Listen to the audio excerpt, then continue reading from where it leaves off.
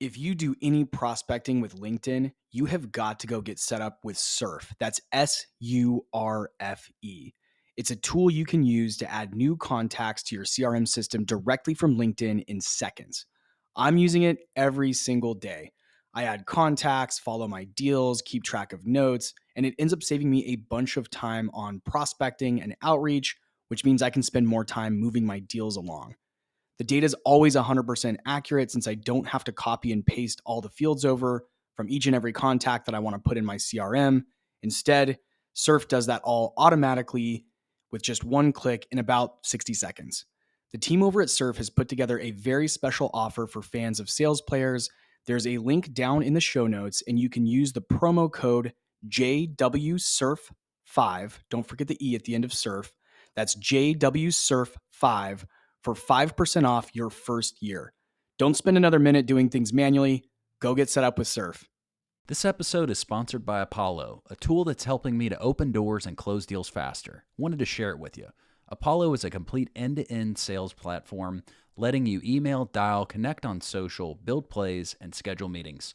With conversational intelligence transcribing my calls lately and reminding me to act on my next steps to drive deals across the finish line, it's been a lifesaver. It's no wonder Apollo is the most loved sales tool on the planet. Thousands of users rank Apollo as a top tool on G2. Start today completely free and see how Jesse and I use Apollo. Sign up in the show notes below or at thesalesplayers.com/Apollo. That's thesalesplayers.com/APOLLO to start your free trial.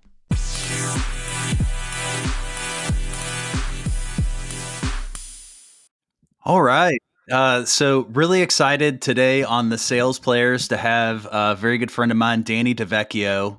How do you Danny, I first met you in a networking group called H7, and you have just blown up on LinkedIn. I mean, I think I see you every time I open up my LinkedIn. That's exactly what I'm trying for. So that's good news. Nice. But with just glad to have you on the show, my friend. I appreciate you guys having me. I'm excited to be here and excited to drop some knowledge for you guys. Yeah, give us maybe like for a good starting point, tell us about your background and what brought you to where you are today. Yeah, totally. So sales background, started working in Radio Shack as a sales rep, local Radio Shack. Worked my way up. There was a store manager there. Then I went to AT&T, did the same thing, sales rep, store manager. Then I went to B2B sales at AT&T. Then ultimately ended up getting into a sales leadership role at an AT&T affiliate company, one of the largest ones in the country actually at the time. And I became a sales manager, sales director, sales trainer. And then 2019, company got acquired, ended up kind of getting lost for a little bit, back into individual contributor sales roles, and got a job with Paychex in March of 2020, in the middle of the pandemic, at the very beginning of the pandemic. I was the last person hired before they shut down hiring in my department, at least. Wow. So I did the Paychex thing. And, in 2021, I was like, hey, you know what? I wanted to, get back into, starting to, I forgot a piece of the story. Sorry about that. So back in 2014, I started a podcast, and this was a complete hobby. I didn't make any money off of it, but it's what kind of got me into the world of content creation and social media. And podcast was grown fully from organic social media. Ended up getting, I think, about 10,000 or 12,000 followers across Facebook and Twitter. And we grew that podcast to 500,000 downloads. So that was a pretty big accomplishment. I got to be part of New York City Podcast Festival. I was one of the shows that I submitted my show, and we actually got selected to perform live at the New York City Podcast Festival. And I kind of had to stop doing the podcast because I had got a promotion at work. My co-host quit, and content creation kind of went on the back burner as I was kind of making my way up the ranks in the corporate world. And then ultimately, like I said, 2021, I said, you know what, I'm going to start podcasting again. And coach of this podcast mastermind group that I joined started to get to know me a little bit and was like, hey man, you need to stop podcasting right now and go start a business first. And then once you have the business, then you can start a podcast that, basically complements the business. So he pushed me out to start a coaching business. This was again in 2021, beginning of 22. I started a coaching business. It's basically a disaster. I mean, not that I wasn't getting results for clients. Like my clients were doing fine. Like I just wasn't getting enough clients to be able to make enough money. Then, I kind of came across this idea, help people create video content, and started this content creation company. And that went for about 6 months before we shut it down because it wasn't making enough money. And then I found LinkedIn. I started posting on LinkedIn at the very end of 22, beginning of 23, and just starting to post a lot of content, a lot of video content. And I realized that, people know video on Instagram and they know video on TikTok and YouTube, but people on LinkedIn don't know much about video. So I really carved a niche for myself as like the LinkedIn video guy. And I started helping people, creators on LinkedIn, put out video content. And in June or July of last year, just took off. I worked with a couple of pretty large LinkedIn influencer types, I guess you would call them. And they helped me to get the word out. And I have grown a really nice business over the last 8 months or so, helping creators on LinkedIn with their video content. And Danny, when I first met you, I will always remember Clay Hicks has us do like 3 words that, to introduce yourself. Yeah, describe yourself, and you're like a month's worth of content in 30 minutes. That was your pitch, and I was like, man, I got to do that. Yeah, that is kind of what we deliver. It's a 30-minute recording session. And my team comes to that recording session prepped with all of your topics, hooks. We've already done research on your target market. And we come to that session prepared to record your videos with you. We pop on a virtual studio. We use a program called Riverside FM to do that. Sure. And we record 12 videos, and it takes about 30 minutes of your time. And then at the end of that 30 minutes, we take that recording.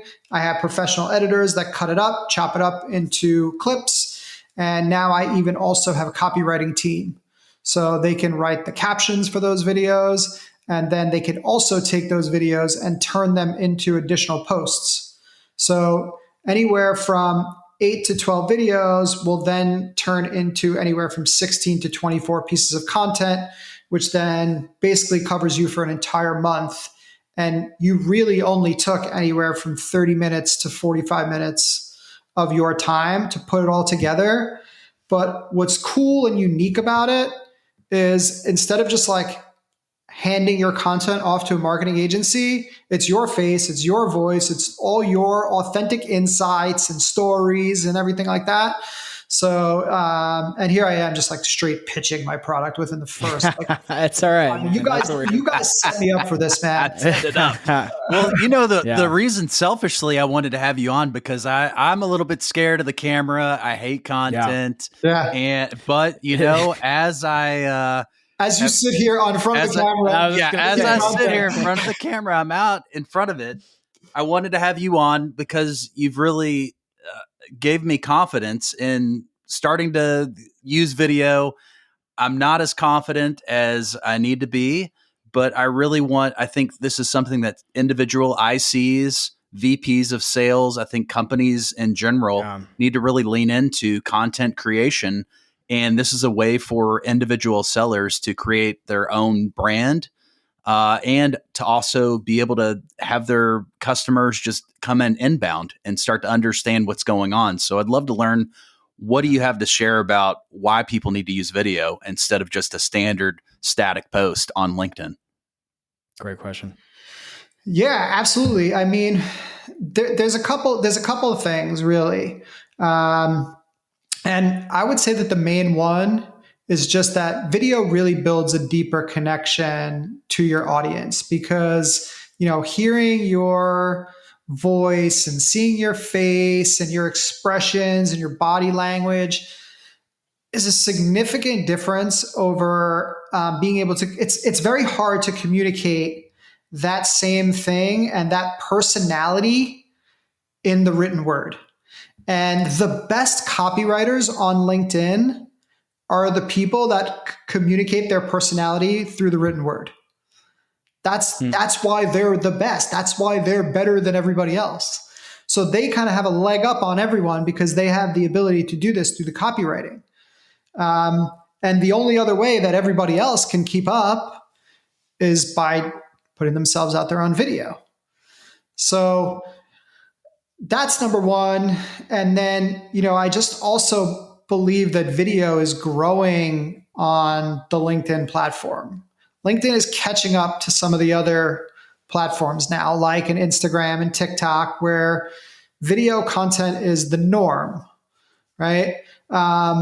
With LinkedIn, it definitely has not been that way. And when I was coming onto LinkedIn at the very end of 22, beginning of 23, a lot of people are very hesitant to do video on LinkedIn because they believe that it's not the right platform, that it doesn't necessarily perform well. And I got to tell you, whatever algorithm changes that they are making for 2024, video is flying.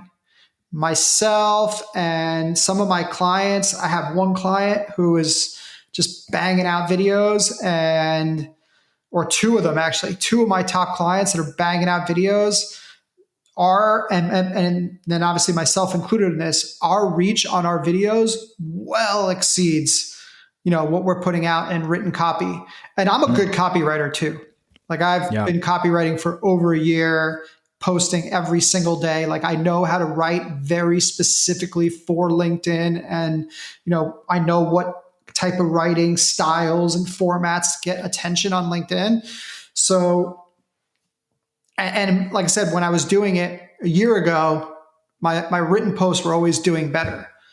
But I also said to people, I was like, your written posts may do better from an impression standpoint or from an engagement standpoint, but I would sacrifice the extra views every time to get the connection that video builds with your audience. And especially for, people that are in these really saturated industries. So coaches, even like in the SaaS community, like SaaS sales reps or whatever, there's a lot of people out there that are basically offering similar services to you, promising similar results to you. So you need a way to stand out and differentiate yourself from everybody else. And the best way to stand out and differentiate yourself is to just put yourself out there and get people to know your personality, because why would somebody buy from you versus buying from the next person that has the same results and can deliver the same, has a similar service and can deliver the same results? They're going to buy from you because they like you. They know, like, and trust you. And I know that's kind of like the cliche thing or whatever it is. But that's the truth. People buy from people. And when I get on sales calls, one of the first things that happens is people will be like, "Hey, Danny, man, I really feel like I know you already." Yeah. It happens all the time. So a lot of times when I get on a sales call, it's already sold. Like 90% of it is already sold because there's already trust there. And what's even better than that, and this is for me, and I sell like a relatively, I guess, low ticket product compared to some of probably what you guys are selling, but I close 50% of the deals without ever even getting on a sales call. Mm-hmm. I'm able to communicate right through LinkedIn, through DMs, through voice notes, and I can close business without ever getting on a call. Wow. So Danny, before our listeners get on video, what would you say are the key steps that they need to take before getting on video on LinkedIn? What do you need to be thinking about? So, I mean, obviously you want your quality to be at least halfway decent, right? And a lot of people are like, oh, I don't have the equipment to do video. So let's just address that right now. There's only 3 things that you need. You need a smartphone, right? All of our smartphones have friggin' high definition cameras in them. They all do. They have the best 4K, whatever. Like they have the best possible camera that you can do. I record the majority of my videos with my phone. And I mostly use the front facing camera, right? So let's kind of dispel that situation. Like all you need is a phone. And then I recommend having some sort of good lighting source. So it could just be a ring light that would cost you anywhere from like $20 to $30. Yeah. And then like one of these tiny little lapel microphones again, you can buy one as low as $20 to $30. So for $60, basically, you can significantly level up your recording quality with just an inexpensive light and an inexpensive microphone. Nice. Right. So, as far as like using the excuse of, oh, I don't have the equipment, well, that's out the window. Right. Then the next excuse is always, I'm not comfortable on camera. Right. Well, it's like anything else. It takes practice. It takes practice to get comfortable on camera. So basically what I tell people is every day for the next 30 days, grab your phone, talk into your phone for 30 seconds. Make a 30-second video. Just share something that happened throughout your day. And if you do that for 30 days, and like, even if you get 1% better every day, which here's the case, you are going to get a lot better from day 1 to day 2. It's going to probably be like, you're going to get 100% better from day 1 to day 2.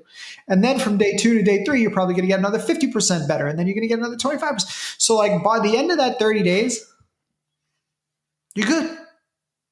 It'll literally take you 30 days. And then what I challenge everybody to do is this. Take your video that you shot on day 1 and watch it. And then immediately right after that video, watch your video from day 30. And if you don't feel comfortable to get on camera at that point, I'd be shocked. Yeah.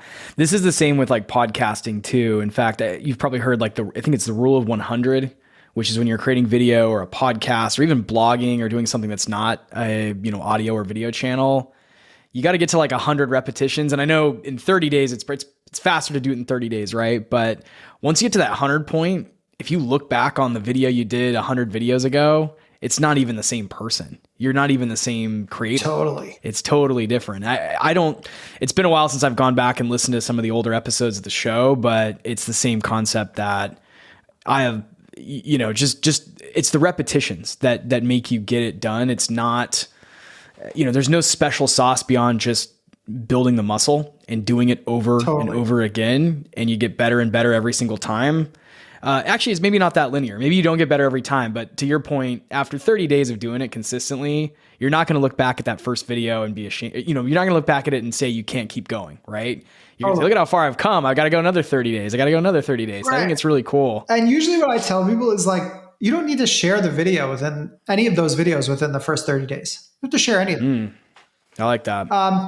I was sharing mine because I was doing it on Instagram stories. Like that's how I did mine. It was just like Instagram stories were the way that you could do a quick video. They lasted for 24 hours. So that was kind of how I got my chops, was doing Instagram stories every day, making sure that I posted on stories every day. And that's how I became comfortable speaking on video. Yeah. Let me ask you this. So for the listeners out there that they want to promote their products, whether that's a coaching business or a SaaS product or a media product or something like that, they're getting started. They've got their $60 worth of equipment. Again, they don't need, it's minimum viable product. Just get your phone and your basic camera. Tell us a little bit about the content creation side. Like if I were sitting in that seat right now, I've got my camera, my mobile camera ready to go. I've got my good audio. I want to promote my SaaS product to my audience. And my audience may be really small on LinkedIn right now. How do I start to think about the creative side of it? So if I wanted to look ahead for 30 days, where do I start? On the, just do I write a script? Is there like a teleprompter thing I need? No. Yeah, I'm just. So a lot of people do that right away. Like they're like, oh, let me write a script for my video. I would way rather, as a beginner, hear you just wrap your thoughts, really quickly. Like just give me your 30 seconds, give me 1 minute of just you sharing a story, a thought, an idea, an insight.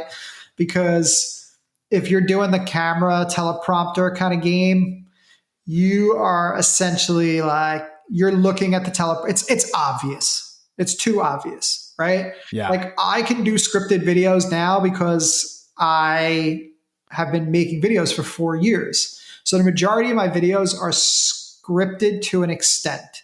Essentially, actually, I'll show you guys the way that I do them right here. Each video, this is a video right here. Each video is on a piece of paper like this. Wow. I write out them like line by line, like each one of these is a line. Okay. I will deliver the first line and I will never deliver it word for word from what's written on the page. I will look down and I will say, okay, cool. Charles wants to know the best time to post on LinkedIn. But I'm going to challenge you to think a little bit differently on this one, right?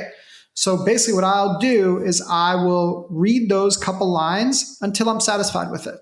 So maybe 2-3 times, maybe once, right? Yeah. If I'm really off on that day, maybe 10 times, right? And then eventually what I'll do is I just keep the best take. And it's one continuous recording, but this is what we have editing software for. Nowadays, editing is so freaking easy. Like, the tools are so easy. It's just, there's words on the screen. You can delete them by the words. It's very simple. They've really simplified it for us. Do you ever encourage anyone who's selling a product that you can showcase to actually show that? So if I had a SaaS software, or maybe like I'm selling, banner ads on a certain platform, I could show a screenshot of what the ad might look 100%. Like, or mock up. Anytime you can demonstrate is a good thing. Demonstration is a good thing. When people can see the process, that they're going to be going through, that's always a good thing. When people can see the results, that's always a good thing. So, even if you are, talking about, hey, this product made this amount of money in this amount of days, like if you show a screenshot from Stripe that shows like that the product actually made $50,000 versus like them trusting you, that builds a lot more trust and credibility with the audience by actually just throwing that screenshot up there. Same with it's the same with like testimonials. To me, the best testimonials are text messages from your client. That shows like, oh, thank you so much. And we just landed this client, or, your service did this for us, right? Like those text messages are awesome because they're just like real. They feel real to the people that are viewing them, and because they are, right? But but before you start promoting services, you need to earn it first. This is kind of important, right? So a lot of people will come out of the gate and they're going to be like, I'm going to start creating content now. And like their content is right straight into like, here's my product, here's my service, here's what I'm doing, here's how I help. And they're doing that before they've built any of the know, like, trust factor yet. People don't know that you're an expert. They're not comfortable with you and your personality yet. And it almost feels like you're kind of just coming out of the gate and just pitching them, right? So, for my clients and everything like that, I advise when it comes to content strategy that you lean heavily on what I call two different types of content. One is what I call like just educational content. Mm-hmm. So educational content, which helps people to understand that you are an expert, that you know what the hell it is that you're talking about when it comes to your niche, right? So like if you are, I don't know, for example, let's say you're a sales coach, right? Like I would be putting out a bunch of content related to sales tactics and strategies and things that you may deliver for your clients that are going to help them to get those results. And then people start to say, oh, wow, this guy really does know a lot about sales, right? Then the other type of content that you want to go into is what I call connection content, right? And the connection content is more, I'm going to tell you my stories. I'm going to tell you, and I'm going to share my opinions with you. So I'm going to tell you personal stories about how I've overcome challenges and obstacles. I can even tell some client stories in there. And then, like I said, I can share my opinions and insights as to things that are going on in my industry. Because when you do that, essentially people start to say, oh, you know what, this person is really up on, what's happening and he's well-informed. And, this is somebody that, again, is a trustworthy and credible person in this particular industry. Yeah. So I believe that you should definitely lean into creating this type of growth and connection content with like small amount of sales content mixed in. And then after you have established your brand and after, you have that know, like, and trust factor from people, that's when you could start really mixing in more sales content into what you're talking about. Now, that doesn't mean that you can't be selling during those growth phases, right? The idea is obviously to start conversations, right? That's the whole purpose of putting out content on LinkedIn, especially if you're trying to ultimately get people to a product or service, is the idea is to, all sales start with a conversation. So the idea for this is just, let me reach out, let me connect to a lot of people, and let me reach out and connect with them. And let me just have a very quick exchange in the DMs. Right? So, and that exchange could just be like, I reached out, I connected with you. You accepted my connection request. As soon as that connection request comes in, I send that person a voice note and I say, hey, thank you so much for connecting with me and welcome to my community. And if there's any way that I can be a resource for you, do not hesitate to reach out.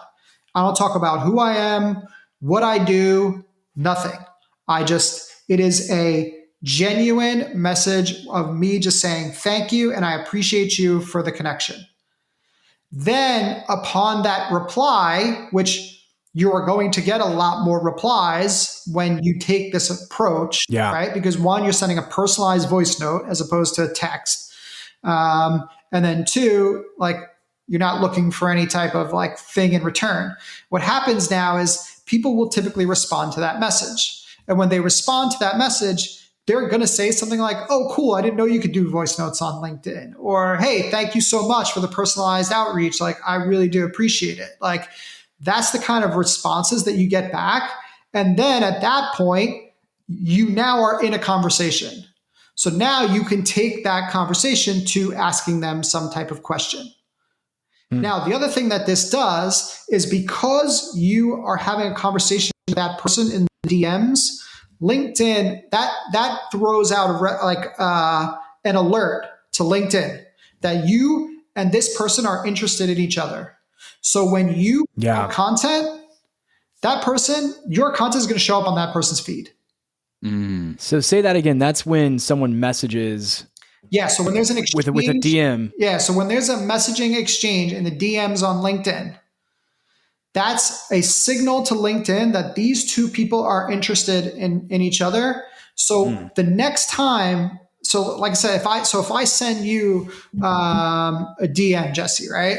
and you respond back to my DM, and then I go post tomorrow, that post is going to come pretty high up in your feed. It's going to bump up. Interesting.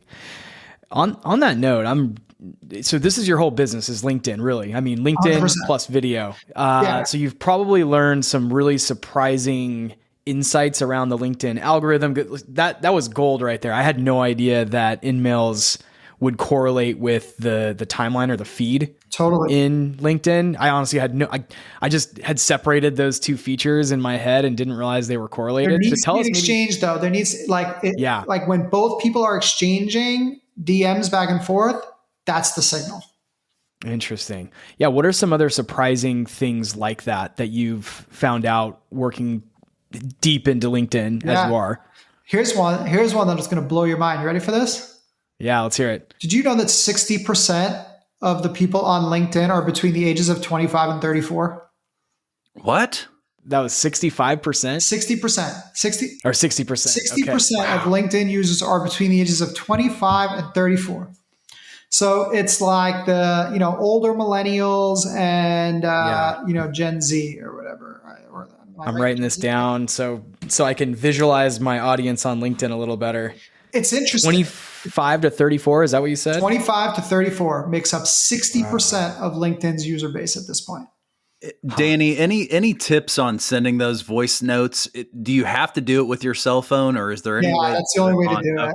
Okay, come on, LinkedIn. I want to just be able to do it over my desktop. No, you can't. You can't. Yeah. The only way to do the voice note is through the phone. That's one of the things I do. Part of my routine is I got to get 10,000 steps every day.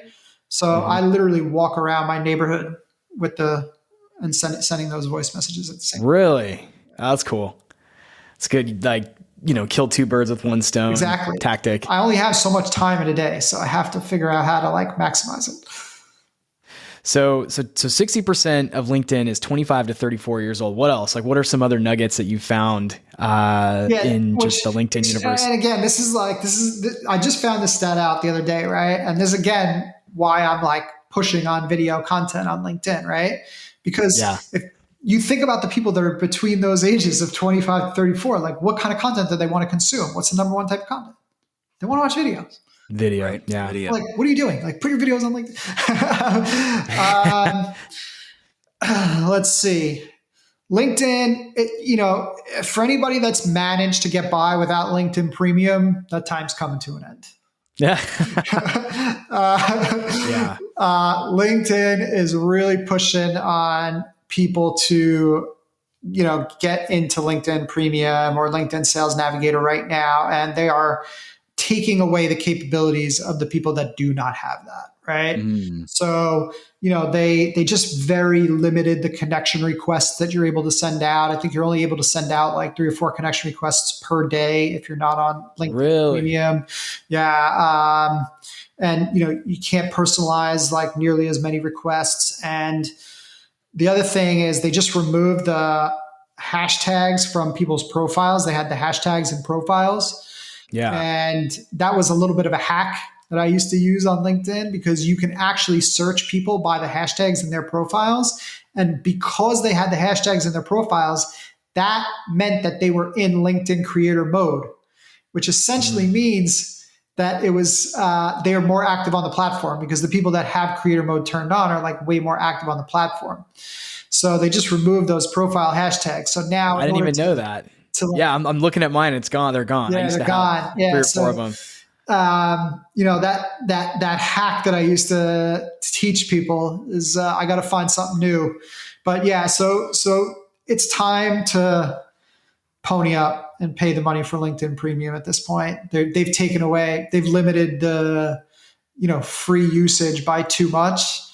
So it's kind of a bummer, but I would definitely recommend that people jump into Premium at this point. And I don't get paid from LinkedIn either. We don't either. If they want to sponsor the show, come on. Yeah, right. Yeah, we got open sponsorships here at Sales Players. We talk about LinkedIn enough. I mean, we could send them a lot of business for sure. Well, and Danny, this is one thing that Jesse and I just talked to so many people. I'm in Kentucky. I know where you're in South Carolina, right, Danny? Yeah, just outside Charleston. So many people in my networking groups I talk to, and I ask if they're on LinkedIn, and they're not. And that's crazy. Yeah. Yeah. It's just like you can close deals on LinkedIn, and I have done it. Yeah. Oh, 100%. 95% of my business originates from LinkedIn. There you go. Yeah. Have you tried with your clients or with your own business? Have you tried to replicate anything on another platform like Twitter, X, or Insta? It sounds like you were on Insta. Yeah. How about TikTok? Do you repurpose your videos on something? I just started. I just I've posted. I'm less than a week into TikTok, and so I was on the platform before, and I had put some of my old Instagram content on there, but I just deleted all of it, and just started putting out some of my newer LinkedIn related content. And so far, it's been less than a week since I started posting on TikTok. But what I've noticed is actually pretty interesting. So my videos, in terms of a views perspective, reach twice the amount of people from my audience. And for me, a LinkedIn post reaches somewhere between 20 and 50% of my audience. Right? Interesting. So the fact that TikTok's organic reach is TikTok's organic reach is interesting to me. So I am considering using, and I guess I'm trying to figure out my strategy for TikTok. And I actually have a call with a guy tomorrow about this who has built a tremendous business, getting a lot of business from TikTok. But he has an ideal client base for it because he sells SAT prep and college prep stuff. So younger demographic, high school age, late high school, exactly, early college. Yeah. So essentially my goal for TikTok, or what I'm looking to do with TikTok, is I have a $50 membership community on School.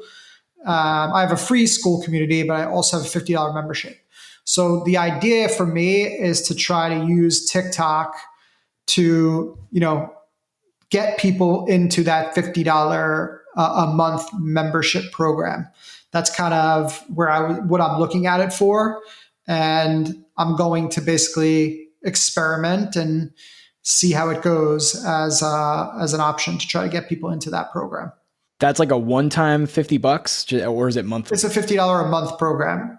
50 a month. Okay. Yeah. So you're going to try to convert people from TikTok into that community. Yeah. And basically what I'm trying to do is, I see a lot of people out there that are like ponying up money, like high ticket money for, these big coaching programs and cohorts from big influencers and things like that. And my program has a shit ton of value. Mm-hmm. And I want to give that value away for like a really reasonable cost. So that's kind of what I was looking at as my kind of low ticket option. Nice. So it sounds like, it's encouraging. It's early days in moving to other platforms like TikTok, but that the power of video can be replicated across a lot of platforms. For B2B, LinkedIn's still going to be the king. Totally. But it sounds like there's at the very least some overlap.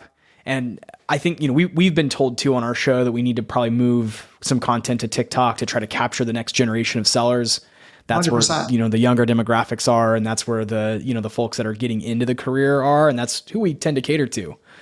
But we're also on YouTube, and we're trying to, get that out there more. And then of course, all the traditional podcast side of things. That's another platform that I'm working on this year as well, is YouTube. Yeah. I've never been on YouTube before, other than I would put some of my videos on YouTube Shorts. But at the end of last year, I hired a professional YouTube editor and guy that manages my channel. Like, he does all my thumbnails. He does all the YouTube descriptions and SEO and posting and everything. And my goal for this year for YouTube is one thing: to post 100 videos. That's it. Mm-hmm. I'm posting 2 videos a week on YouTube, And my goal is to have 100 videos by the end of the year. My thought process behind this is essentially, I don't care about the audience at this point. Like I don't care. And which, by the way, the audience has grown. I started posting in the beginning of December. I had 30 subscribers and now I have 250. So It's been like, 3 months that I've been doing it, or a little more than 3 months. And I've grown by, I guess like 80% or whatever it is. Right. So, but what I'm looking at for YouTube is just to get the content out there, to position myself as an expert for LinkedIn, so that when I go to try to position my services, which is now going to be, or which another level of my services, which is going to be that I want to sell LinkedIn training for sales teams, right? I have a sales training background. I understand how LinkedIn works. It's a natural progression for me. So the idea is I want to have the YouTube channel so that when somebody says, oh, who the hell is this guy? They can go to my LinkedIn and they could say, wow, okay, he gets 150 comments and 150 likes on every post. But they could also go to my YouTube channel and watch me doing, and see that I have 100 tutorials teaching people how to use LinkedIn, right? So I'm using it as basically a platform to just build my credibility and build a library of evergreen content. And you guys can certainly do the same. Yeah. Well, Danny, this has been a packed powerhouse episode. Yeah. One final question before we let people learn how to connect with you. On your LinkedIn post, do you do the same thing that YouTube video people do, the like and subscribe? Do you add that to every video on LinkedIn, or do you suggest to not do that? No, I don't really do that. Although I am replicating some of my videos from YouTube. I'm just posting my YouTube videos natively to LinkedIn, by the way, right now. Like I'm taking my 3 to 4 minute YouTube videos and posting them right on LinkedIn as a LinkedIn post. So yes, I am saying like and subscribe, but not really. I do use call to actions in my videos. But most of my call to actions in my videos are, share your ideas in the comments, or it's, or it's a sales call to action where I'm saying DM me the word easy to get information on my, video program.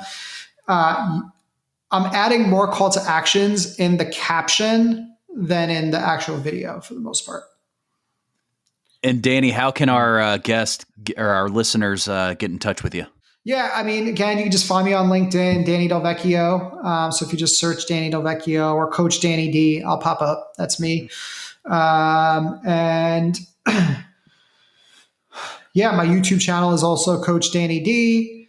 And if you have any interest in joining either the either free or paid school community, you can find me in school under the Legends Lounge. So I have the free community is the Legends Lounge, and the paid community is the Legends Lounge VIP.